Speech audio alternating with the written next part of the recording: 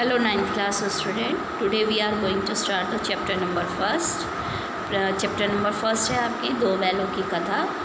प्रेमचंद जी जिनके लेखक है प्रेमचंद जी। आज उनके पहले लेखक परिचय के बारे में जानेंगे। और ये जो वीडियो इस पार्ट का वीडियो पार्ट नंबर 1 है। आगे पढ़ते हैं। प्रेमचंद जी जो हिंदी साहित्य के जगत में बहुत बड़ा नाम है। कई तरह की कहानियों की रचनाएं उन्होंने की है। इनके बारे में कहा जाता है प्रेमचंद जी का जो जन्म है सन 1880 में बनारस के लम्हे गांव में हुआ था।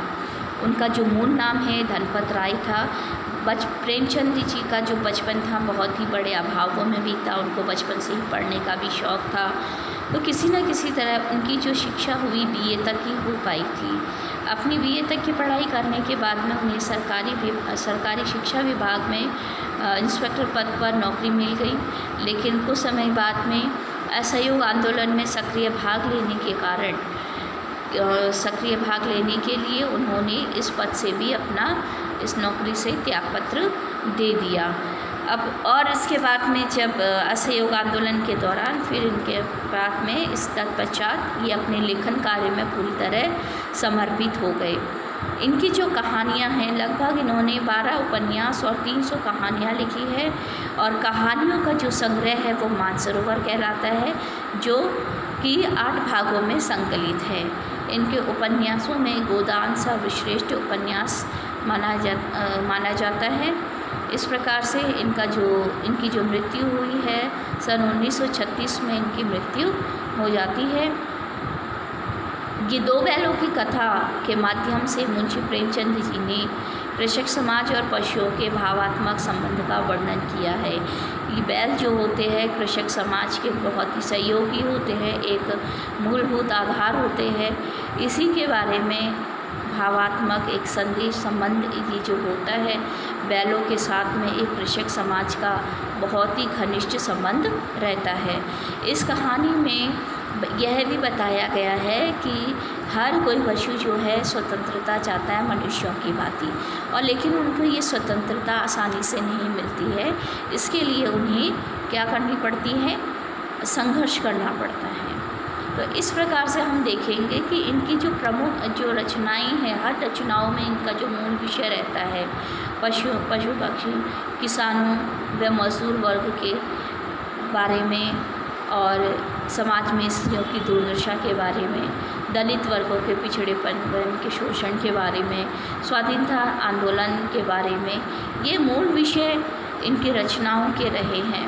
तो इसी प्रकार से दो बैलों की कथा भी है हमारे कृषक समाज से जुड़ी हुई, कि इस कहानी को प्रारंभ करते हुए मुंशी प्रेमचंद जी कहते हैं कि अगर हम उदाहरण दें तो गधे का, तो गधा बहुत ही जो है सबसे ज़्यादा बुद्धिहीन समझा जाता है। इंसान उसको पहले दर्जे का बेवकूफ़ मानते हैं। लेकिन लेखक का मानना है कि गधा सचमुच होगा भले ही बेवकूफ़, लोग उसको बेवकूफ़ इसीलिए कहते होंगे शायद वो सीधा है, निरापराध है, कि बहुत ही मासूम है और किसी भी तरह से उसने गुनाह नहीं किया और सहिष्णु है। इस प्रकार से जो लेखक ने कहा है कि हमें जानवरों के प्रति जो है थोड़ा सा सकारात्मक पहलू रखना चाहिए, क्योंकि गायें भी जहाँ सीधी होती है, लेकिन गायें भी शेरनी से कम नहीं होती। अगर उनके बछड़ों को हम किसी प्रकार से नुकसान पहुँचाए, अगर गाय को लगता है कि मेरे बछड़ों को हानि पहुँच रही होती है, तो गधे के साथ ही उन्होंने ये कहा कि गधे के अलावा जो बैल है, बैल को गधे का छोटा भाई कहा जा सकता है। उन्होंने जो बैल को गधे के छोटे भाई के शब्दों में प्रयोग किया है, और बछिया के ताऊ के रूप में भी कहा है। और उन्होंने ये माना कि बैल को तो फिर भी सर्वश्रेष्ठ ही कहेंगे, बेवकूफ़ में सर्वश्रेष्ठ कहेंगे, क्योंकि गधे की तरह वह काम भी करता है, दिन भर चारा भी चरता है, हर तरह का काम करता है, लेकिन उसको आप छेड़ नहीं सकते। उसको गुस्सा आता है, कोई अड़ियल बैल होता है सींग भी मार सकता है, लेकिन गधा नहीं। तो इसी तरह से बैलों के बारे में ये कहानियाँ दे रखी है। इसमें जो पात्र है, झूरी काची के 2 बैल होते हैं हीरा मोती नाम के, दोनों बहुत ही सुंदर होते हैं, पछाई जाति के बैल होते हैं, बहुत ही काम में बहुत ही निपुण होते हैं, फुर्तीले होते हैं, डील डॉल में ऊँचे होते हैं, हट्टे कट्टे।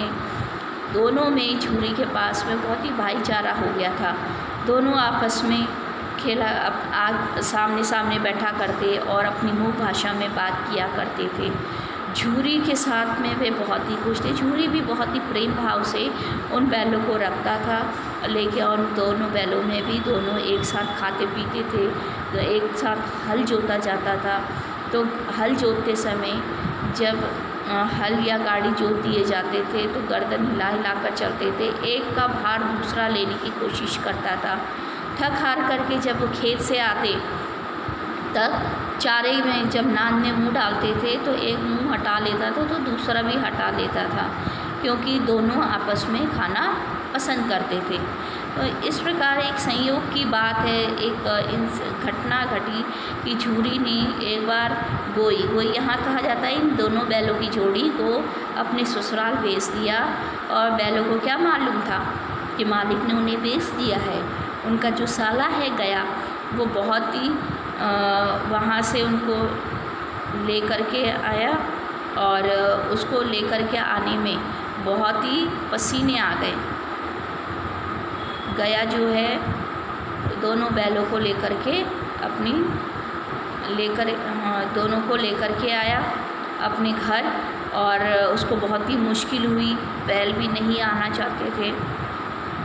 घर आने के बाद में उन्होंने उसको बांध दिया मोटे रस्सों से, लेकिन दोनों क्या है कि उन अपने रस्सों को, जहाँ खूंटे से रस्सियाँ बांधी हुई थी, उनको तोड़ करके दोनों निकल जाते हैं।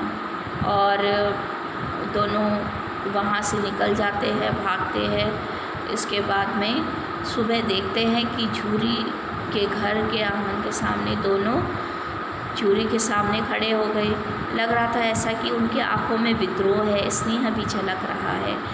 झूरी उन बैलों को देख करके बड़ा ही खुश हो गया, दौड़ के उनको गले लगा लिया।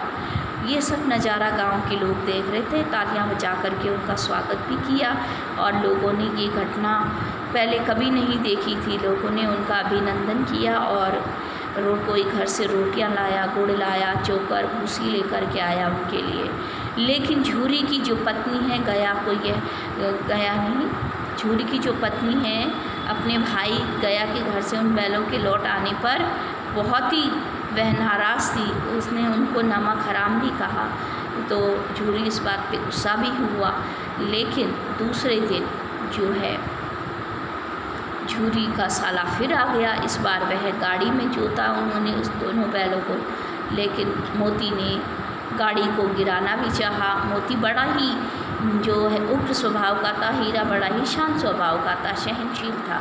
शाम होते ही वह पहुँचे और मोटी रस्सियों से बांध करके उनको जो है उनकी कल की भाग जाने की सज़ा का मज़ा चखाया। भूसा डाल दिया गया। दोनों बैलों ने कुछ भी नहीं खाया और वो भी मन ही मन सोचने लगे, इतना अपमान तो कभी नहीं हुआ। हमारे मालिक झूरी ने तो उनको फूल की झड़ी से भी नहीं छुआ था, और अब तो उसकी टिक टिका करके दोनों जो है दोनों उड़ने लगे थे। उसकी टिटकार पर दोनों उड़ने लगते हैं। अब यहाँ जो है उनकी हालत बहुत बुरी हो जाती है। जहाँ बड़े फूलों से नाजों से पले हुए थे झूरी के पास में, यहाँ बहुत ही उनको तकलीफ़ उठानी पड़ी। दूसरे दिन गया ने बैलों पर हल जोता, लेकिन फिर टस से मस नहीं हुए। हीरा की नाक पर उसने डंडा जमाया। मोती को गुस्सा आया और सब टूट टाट करके बराबर हो गया। हल भी अलग, रस्सी भी अलग, जोत भी अलग। गले में बड़ी बड़ी रस्सियाँ न होती तो दोनों पकड़ाई में न आती। रस्सियों के कारण वे पकड़े जाते। हर सब कुछ अलग हो गया था। तो हीरा ने बड़ी शांति से लिया कि बड़ी बड़ी रस्सियाँ हैं मोटी, जो हम पकड़ में आ गए हैं, तो इसीलिए यहाँ से भागना व्यर्थ है, यहाँ भागो मत। तो इसीलिए हीरा ने मोती को समझाया, बैल का जन्म दिया है तो मार से कहाँ तक बचेंगे, तो इस तरह सा कुछ भी काम मत करो। शाम हुई, फिर से उनके साथ में मारपीट हुई। वही सूखा भूसा उनके सामने डाल दिया। दोनों चुपचाप रहे। घर के लोग भोजन करने लगे। उसी समय छोटी लड़की 2 रोटियां लिए निकली और दोनों के मुंह में देकर चली गई। अब रोटी से भूख तो क्या शांत होती, लेकिन उनकी दिल की मानो जैसे दिल ही दिल में जैसे मानो उनको भोजन मिल गया हो। उनका दिल शांत हो गया। वह लड़की भैरव की थी जिसकी माँ मर चुकी थी और सौतेली माँ उसे मारती रहती थी। इसीलिए जो 2 इन बैलों से उन्हें एक प्रकार की आत्मीयता हो गई थी। उस लड़की की स्वयं की भी माँ नहीं थी। तो दोनों दिन भर हल जोतने के लिए जो दिन भर उनको काम में लिया जाता और शाम को बांध दिए जाते और वही लड़की उनको खाना खिलाने के लिए आती। इस प्रकार से उन दोनों में जो है उस लड़की से जो है बहुत ही आत्मीयता हो गई थी और उसका इंतज़ार हमेशा करते रहते। लेकिन मूक भाषा में फिर भी मन में तो विद्रोह होता है कि यहाँ से एक आध को तो सींग उठा करके मार दो, मोती का मानना था। लेकिन जानती हो, फिर हीरा बोलते, लेकिन जानते हो ये प्यारी लड़की जो हमें रोटी खिलाती है उसी की लड़की है जो इस घर का मालिक है। बेचारी अनाथ हो जाएगी अगर आप किसी को भी मारते हो। तो मालकिन को फेंक दूँ, ऐसा कहा एक मैंने। वही तो उस लड़की को मारती है। लेकिन हीरा ने कहा औरत जात पे सींग चलाना मना है। वे चाहते तो उस लड़की की माँ को भी मार सकते थे, वह लड़की पर जुल्म ढाती थी। लेकिन औरत जात पे कुछ उसूल जहाँ पशुओं के भी है उन्होंने स्वीकार किया। तो इसी तरह से उन्होंने कहा कि ऐसा करो, रस्सी को चबा लेते हैं। तो देखते हैं आगे जो है ये भाग निकलने में सफल होते हैं कि नहीं, आपके अगले इसी चैप्टर पार्ट 2 के साथ में। तब तक के लिए